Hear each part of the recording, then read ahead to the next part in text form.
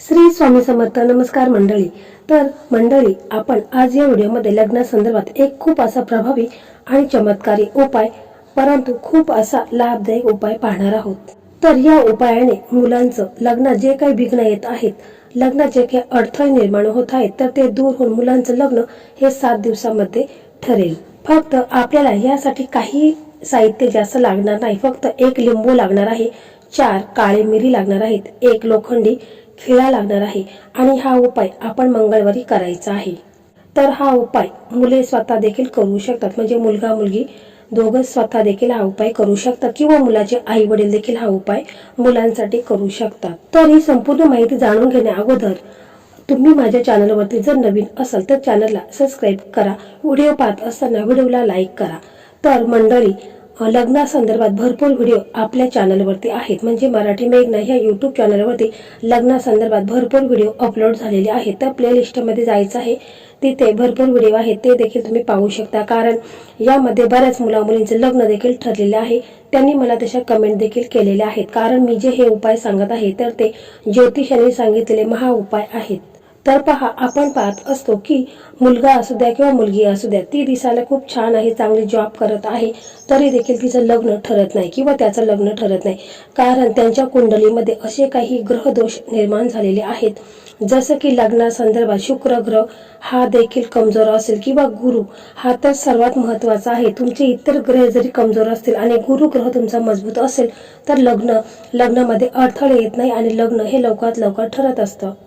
तर बघा, आपण आपला गुरुग्रह प्रथम मजबूत करायचा आहे. तर बघा, ज्या मुलांचं मुलींचं लग्न जमत नाही तर त्यांनी आंघोळ करतावेळेस आंघोळीच्या पाण्यामध्ये चिमूटभर हळद टाकायची आहे आणि आंघोळ करताना ओम नमो भगवते वासुदेवाय नमः हा मंत्र जाप करायचा आहे.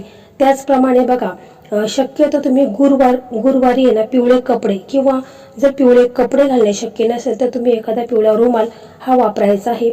गुरुवारी तुम्ही गाईला हिरवा चारा किंवा एखादी चपाती तिच्यावरती चणा आणि गुळ गाईला खाऊ घालायचा आहे. यामुळे गुरुग्रह हा बळकट होतो.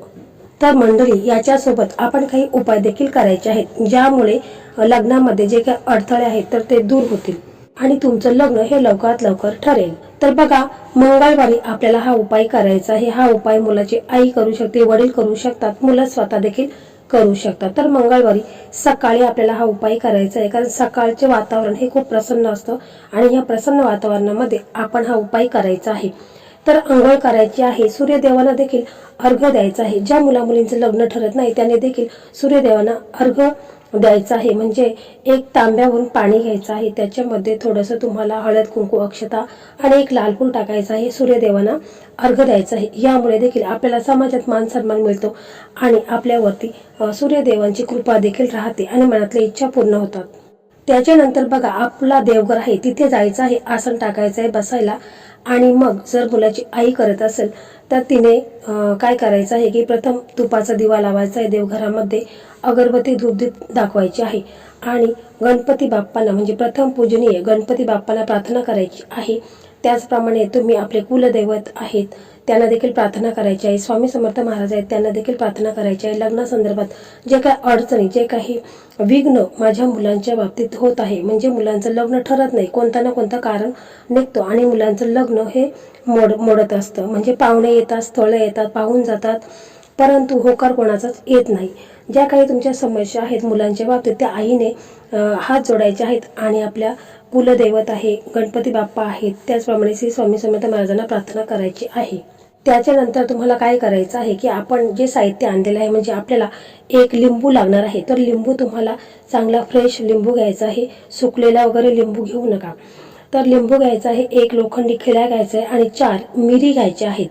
तर हे सर्व साहित्य एका प्लेटमध्ये ठेवायचं आहे. त्याच्यानंतर आपण जो लिंबू आणलेला आहे तो हातामध्ये घ्यायचा आहे, आपल्या डाव्या हातात घ्यायचा आहे आणि जो खिळा आहे तर त्या खिळ्याच्या साह्याने आपण लिंबाला 4 होल पाडायचे आहेत.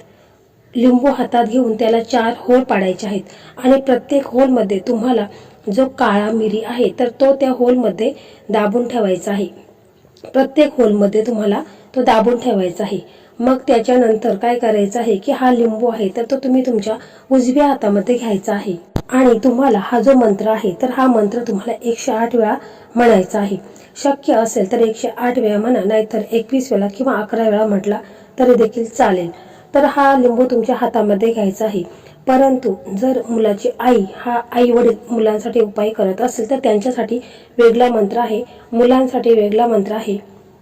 जर आई वडील आपल्या मुलासाठी हा उपाय करत असेल तर त्यांनी अशा प्रकारे मंत्र बोलायचा आहे. ओम सृष्टीकर्ता मम पुत्र विवाह कुरु कुरु स्वाहा. मंत्र पुन्हा ऐका.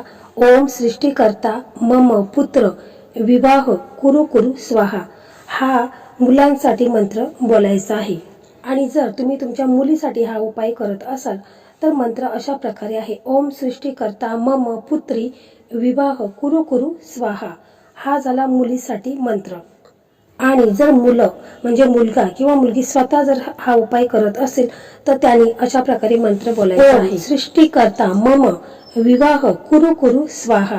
तर अशा प्रकारे तुम्हाला व्यवस्थित न चुकता व्यवस्थित तुम्हाला हा मंत्र बोलायचा आहे. कारण मंत्र म्हणजे ध्वनी ऊर्जा आहे. योग्य भावनेने उच्चारलेला मंत्र आपल्या सूक्ष्म शरीरावर कार्य करत असते. म्हणून मंत्र म्हणताना व्यवस्थित सावकाश बोलायचं आहे. कोणतीही घाई गडबड करायची नाही. त्याच्यानंतर हा लिंबू तुमच्या हातात आहे तर तुम्हाला तुमच्या मुलांच्या लग्नाबद्दल बोलायचं आहे की माझ्या मुलांच्या लग्नात जे काही अडथळे येत आहेत, संकट येत आहेत, कुंडलीमध्ये कोणताही दोष आहे, पितृदोष आहे, नजर दोष आहे, कालसर्प दोष आहे तर ते सर्व दूर होऊ द्या. अशा प्रकारे तुम्हाला लिंबू हातात घेऊन बोलायचं आहे. तुमच्या मुलांसाठी बोलायचं आहे, मुलीसाठी बोलायचं आहे. आणि मुलं स्वतः हा उपाय करत असेल तर त्यांनी त्यांच्यासाठी बोलायचं आहे.